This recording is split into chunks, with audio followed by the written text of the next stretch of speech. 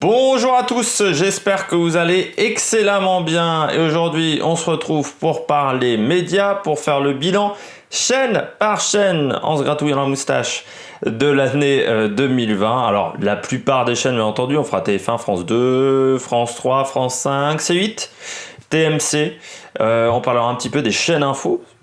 À l'époque, il y en a des qui m'ont beaucoup reproché de ne pas faire les audiences des chaînes info. Non, c'était une personne qui me demandait à chaque fois de faire les audiences des chaînes info et je le fais qu'une fois par an parce que ça n'a d'intérêt qu'une fois par an quasiment. Et puis voilà, on parlera de ce qui s'est passé sur la plupart de ces chaînes et du bilan. On va commencer tout de suite. Pour pas perdre de temps, et on commence avec TF1. TF1 qui a connu pour moi une année compliquée, très compliquée TF1. En sachant que pour faire ce bilan chaîne par chaîne, et je vais finir là-dessus, je ne me base pas du tout sur le bilan d'audience, sur les chiffres d'audience de l'année, je les connais même pas parce qu'ils ne sont pas sortis. Le bilan global de l'année en part de marché, je ne me base pas là-dessus. Pour TF1, c'est une année très compliquée. Surtout lundi, mardi, mercredi, où ça a été compliqué. Le lundi... les séries grand public comme Mimimati, comme Clem, qui ont marché, qui marchaient très bien encore il y a 5-6 ans, se sont écroulées. Je dirais que la seule série, on va dire un peu grand public, c'est Les Bracelets Rouges, qui est l'une des rares fictions françaises hors série policière qui a fonctionné sur TF1. Sinon, leurs téléfilms à l'eau de rose ont fait un four. C'était très très compliqué au niveau fiction pour TF1 quand même cette année. Ce qui a marché, ce sont les séries de type policière. Balthazar a fait des très très bons scores. Munch, qui n'a été pas énormément... Non, Munch n'a même pas été diffusé, je ne sais plus. Mais Alice Nevers, Balthazar ont fait des très très bons scores. Surtout Balthazar avec quasiment 30% de part de marché lors de la première soirée, puis 27 après, ça a été très très bon. Koh-Lanta a également très bien marché. The Voice a été plus compliqué. Danse avec les stars qui n'a pas eu lieu. La Covid a vraiment embêté en fait TF1. Qui a certes profité du fait que France 2 n'ait pas de sport pendant une grande partie de l'année, mais ça ne leur a pas suffi. Les après-midi ont été compliqués pour TF1, les soirées également, avec Demain nous appartient qui s'est fait manger par N'oubliez pas les paroles. Heureusement pour eux, c'est que le lancement de Ici tout commence est plutôt très bien passé. Du côté de TF1, les 12 coups de midi également, ça a plutôt été une satisfaction de la part de TF1. Et puis le gros problème du côté de la chaîne privée, ce sont les séries américaines qui ne font plus recette, et surtout sur TF1, elles ne font pas recette. M6 arrive encore à s'en sortir. Du côté de TF1, c'est très compliqué. Grey's Anatomy, The Resident, Manifest, qui a été un grand four, Big Little Lies, qui était une série sur laquelle il misait énormément TF1, ce que je pense était déjà une erreur, fin du mois d'août, qui a été un vrai four. Manifeste également. Pourquoi ça ne marche plus les séries sur TF1? Trop de délais avec les États-Unis, trop de délais avec la Belgique et la Suisse, et surtout le système de diffuser les épisodes dans le désordre fait qu'aujourd'hui les gens préfèrent regarder en streaming, préfèrent aller sur Netflix pour regarder des séries télé plutôt que d'aller sur une chaîne comme TF1 et de toute manière cette année les séries américaines n'ont pas fait un grand carton car il faut savoir qu'aucune d'entre elles n'est dans le top 20 des meilleures audiences, ce qui pourtant était tout le temps le cas depuis 99-2000 où il y avait toujours un épisode ou deux ou voire même plus vers 2005-2006 de séries américaines qui étaient dans le top 20 des meilleures audiences. On voit que les temps changent, c'est plutôt Emmanuel Macron cette année qui était dans le top des audiences. Donc les séries américaines qui ne marchent plus, ils n'ont pas réussi, contrairement à France Télé, à s'en sortir pendant le confinement. C'est-à-dire que voilà, France Télé qui a mis des films, TF1 n'a pas eu cette idée-là et je pense que ça a été une erreur. Et puis District Z qui a été un four, Danse avec les stars qui n'a pas eu lieu. Enfin voilà, ils ont vraiment été impactés par la Covid. 2021, pour moi, prédiction, ça sera pas simple. En plus, avec le départ de Jean-Pierre Pernaut, qui était leur dernière poule aux œufs d'or, je dirais, à TF1, ça risque d'être un petit peu compliqué. Et puis il va falloir trouver des nouvelles marques. Et c'est pas avec District Z qui, je pense, ne reviendra pas, qui vont s'en sortir. Il va falloir peut-être faire appel à d'autres boîtes de prod ou à d'autres animateurs, trouver des nouvelles têtes du côté de TF1, parce que pour le moment aujourd'hui c'est un petit peu compliqué. On passe du côté de France 2. France 2, c'est plutôt une bonne année.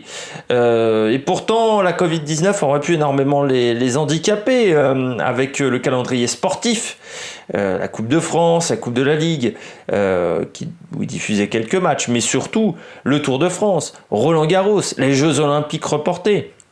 Ça a été un véritable problème, les Jeux Olympiques reportés, parce que normalement au mois d'août, la grille était déjà faite, c'est-à-dire pendant 15 jours, ils diffusaient les Jeux Olympiques, ce qu'ils n'ont pas pu faire. Au mois de juillet également, il y a le Tour de France, ça prend une grande partie de la grille l'après-midi, ça remplit. Roland-Garros, pareil.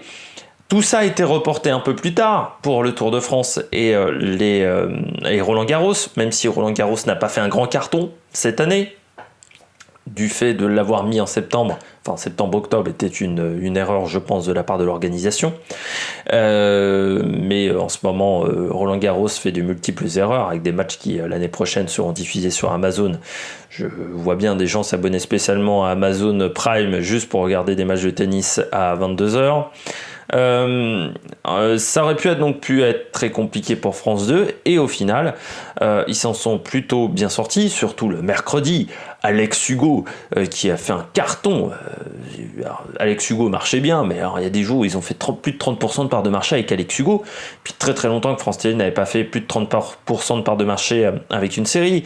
Les lundis soirs qui ont tous très bien marché, pourtant avec l'arrivée de séries françaises le lundi soir, c'était culotté, alors que France 2 avait plutôt une culture de séries américaines. FBI Portée Disparue, Rizzoli and Eyes, Private Practice, c'était le lundi soir. Beaucoup de séries le lundi soir, quelques bonnes trouvailles britanniques comme Bodyguard qui a plutôt très bien marché, et ils ont très souvent été devant TF1 le lundi, quasiment tout le temps été devant TF1 le mercredi, et le vendredi ils ont challengé pas mal Koh-Lanta, par exemple avec leur trouvaille de Gilles Almas. C'est presque la seule chaîne, même vous pouvez se dire, France 2, qui a réussi à faire fonctionner une nouvelle marque. Que ça soit TF1, M6, C8, avec le retour de marque ou le lancement de nouvelles marques, ça n'a pas marché. France 2, ça a plutôt bien marché cette année. Alors il y a toujours des problèmes avec France 2, le jeudi soir, que ça soit Cache Investigation, que ça soit Envoyé spécial, que ça soit l'émission politique avec Thomas Soto, que ça soit également Le Grand Échiquier. Les jeudis soirs ont tout le temps fait des fours. Le mardi aussi, assez compliqué, les émissions en prime time avec Nagui, ça n'a pas marché. Les samedis soirs, également souvent très compliqué. Leur vrai problème à France Télévisions pour le moment, c'est qu'ils n'ont pas d'animateur de prime time. Personne n'a remplacé Patrick Sébastien. Patrick Sébastien, quand il faisait le grand cabaret, c'était quand même une quinzaine, vingtaine de soirées qui étaient réservées à Patrick Sébastien, et tu savais que Patrick Sébastien il faisait le taf et il faisait 14-15% de part de marché. Aujourd'hui, le samedi soir, quand ils font 12, ils sont déjà contents à France Télévisions. Il leur manque un véritable animateur de prime time. Nagui ne sait pas le faire, ne sait plus le faire, n'a peut-être jamais su le faire. Il ne mise pas assez sur Cyril Ferraud, je pense, ou sur Anne-Elisabeth Lemoine, qui sont, je pense, en capacité de présenter des choses. En parlant de nouvelles marques, tiens, j'avais oublié l'émission culturelle d'Anne-Elisabeth Lemoine, qui a plutôt été excellente, qui a plutôt bien marché. La seule création qui n'a pas vraiment marché du côté de France 2, c'est On est presque en direct, où on est en direct de la part de Laurent Ruquier, ce qui n'est pas vraiment une surprise. Mais une mise trop sur des anciennes têtes, que ça soit Laurent Ruquier, que ça soit Nagui, que ce soit Michel Simès. Il faudrait trouver des nouvelles têtes, miser aussi sur des gens comme Daphné Burki. Je pense qu'elle est capable de mener des prime time. Bruno Guillon également. Là, c'est un petit peu l'erreur qu'ils font, je trouve, France 2. Problème également le 20h, surtout le 20h week-end, qui, je trouve, est bien en retard par rapport aux audiences que fait TF1 au niveau du journal. Et puis d'autres satisfactions, Faustine Bollard, Sophie Davant, ça a plutôt bien marché. N'oubliez pas Les Paroles qui a fait des très très bons scores, surtout pendant la période des Masters. La seule déception, je dirais, des nouveaux arrivants, c'est Laurence Boccolini. petit peu décevante et je comprends pas trop pourquoi elle a quitté TF1 pour France 2. Au final, elle est toujours dans un placard du côté de France 2 à faire des jeux le matin. Je comprends pas trop. Et puis, le Téléthon qui a été un four également. 2021 peut être excellent avec le Trésor. C'est une opportunité pour France 2, le départ de Jean-Pierre Pernaut. France 3, maintenant on va aller un peu plus vite sur chaque chaîne parce que je vois que je suis à déjà 10 minutes de vidéo. France 3, on ne change pas une équipe qui gagne, c'est-à-dire que les fictions françaises ont très très bien marché, les créations de téléfilms ou de séries de la part de France 3, ça a plutôt bien marché, que ça soit La Stagiaire, que ça soit, je crois que c'était Le Marcheur, la série avec Eric Cantona, qui a fait également des très bons scores, Capitaine Marlowe, à 7,5 millions, quasiment 8 millions de téléspectateurs.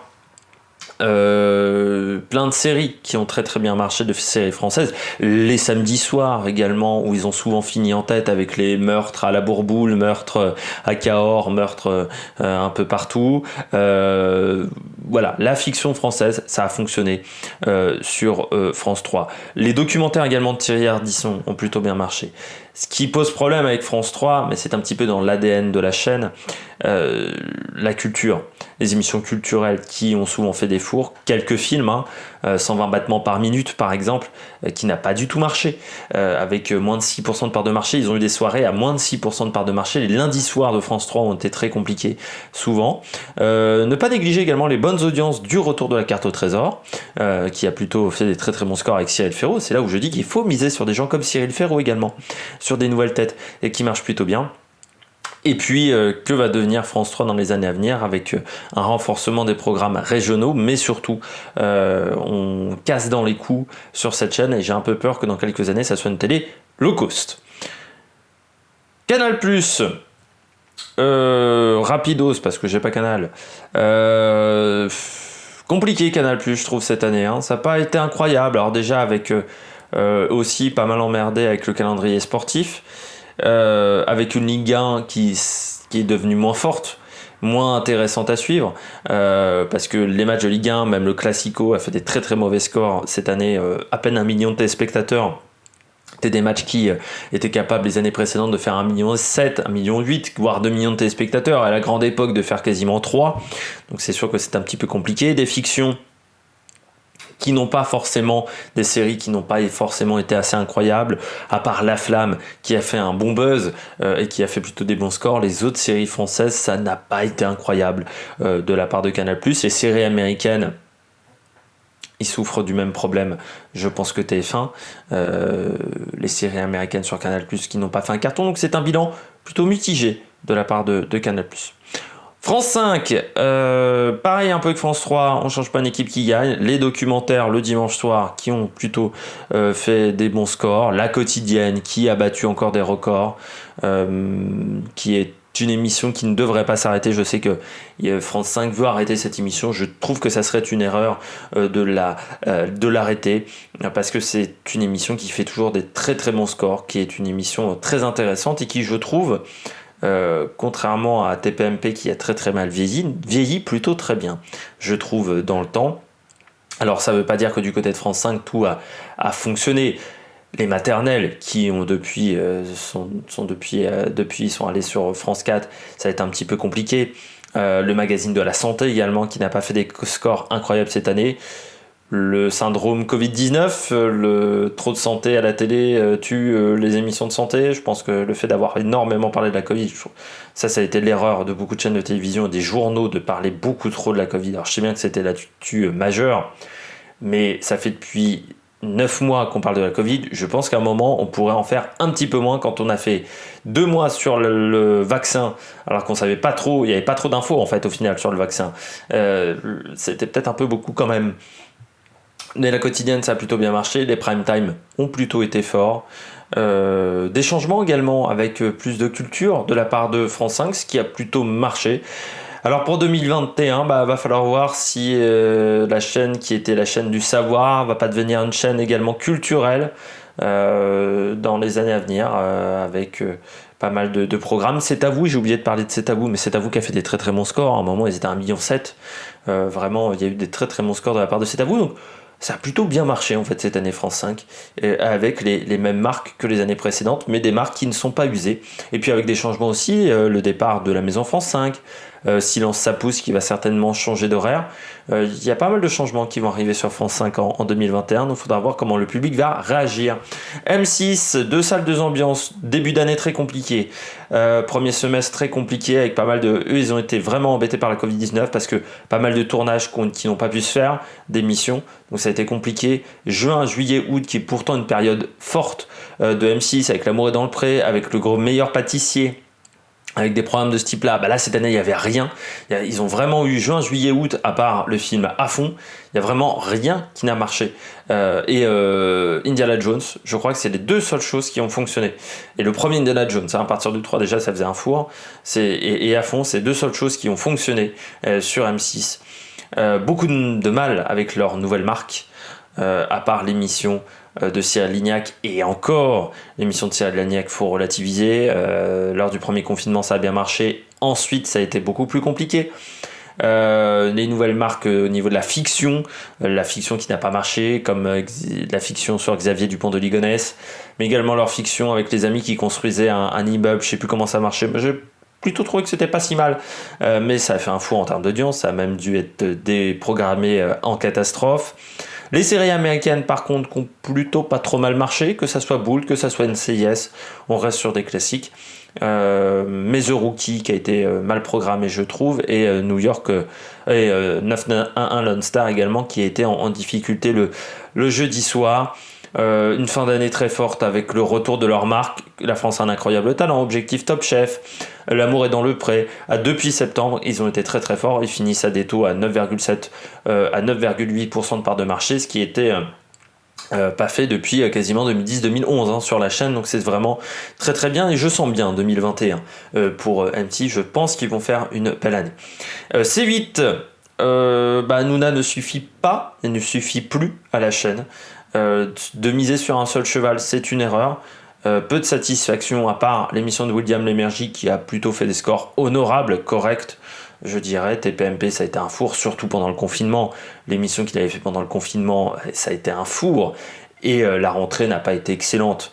Pour TPMP, beaucoup de mal à atteindre le 1 million de téléspectateurs, ce qui était pourtant quelque chose habituel pour Cyril Hanouna, totalement battu par Quotidien. Il va falloir trouver autre chose parce que TPMP pour moi c'est fini. Il va falloir trouver des idées de jeu également parce que apprendre ou à laisser c'est très répétitif quand même et ça fait pas des cartons d'audience. Il va falloir trouver des nouvelles idées, ne pas miser seulement sur Cyril Hanouna ou sur un seul homme. Une chaîne c'est un collectif. Je vais prendre la voix de Vincent Moscato. C'est un collectif et donc faut avoir plusieurs individualités. Et là, le problème, c'est qu'avec seulement Hanouna, c'est compliqué. Donc 2021, j'ai l'impression que C8 sera au fond du trou et creusera encore sa tombe un peu plus profond. W9, la télé-réalité, ça marche toujours. Les films, ça marche toujours. Je vais pas en dire plus que ça, parce que après, W9, c'est pas non plus la chaîne où il y a le plus de contenu.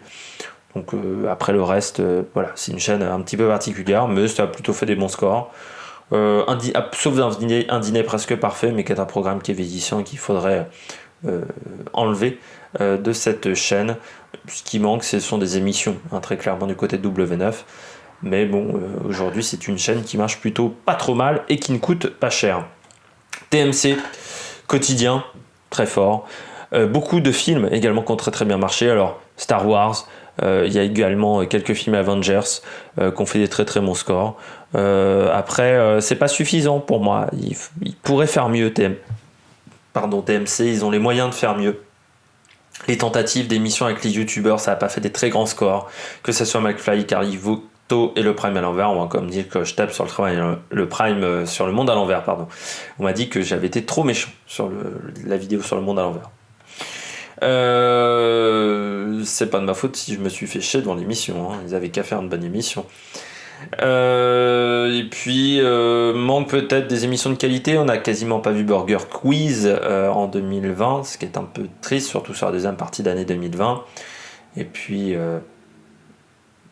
beaucoup trop de problèmes en fait de la part de TMC. Je vais pas parler de plein de chaînes comme TFX, LCP, Star Gulli. Il n'y a pas assez de contenu, il n'y a pas assez de choses à donner comme info. On va passer du côté du bilan des chaînes info. Bah, BFM toujours devant, alors malgré les tentatives de CNews de faire de plus en plus de spectacles, de devenir une chaîne d'opinion, parce qu'aujourd'hui CNews c'est plus une chaîne d'information, et bah BFM reste devant. Même si le challenge est maintenant très intéressant, mais je crois qu'on n'est pas vraiment dans le même monde. C'est-à-dire que CNews n'est plus vraiment une chaîne d'info. Là, je la classe comme une chaîne d'info, mais en réalité, c'est plus une chaîne d'information. Il n'y a plus vraiment d'information. On parle des informations, mais on ne crée plus enfin, on ne crée.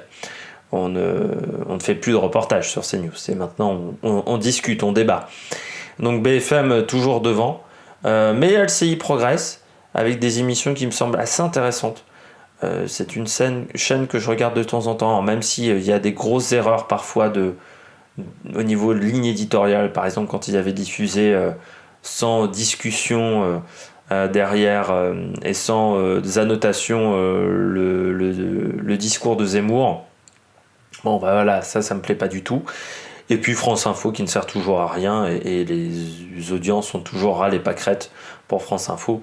On a fermé France O, mais il faudrait également fermer France Info parce que c'est vraiment une chaîne qui ne sert à rien. Du côté de France 4, je finirai avec France 4, chaîne sans intérêt. Voilà, donc pour moi cette chaîne doit disparaître. Ils ont fait un mauvais choix en 2013 en transformant cette chaîne en chaîne pour enfants, alors que pour moi ça aurait dû devenir une chaîne sportive, parce qu'à ce moment-là France Télé avait énormément de programmes.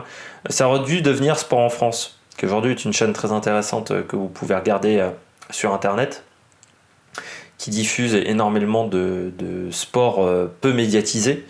Ils auraient dû faire ce choix-là, France 4, de transformer en chaîne sportive.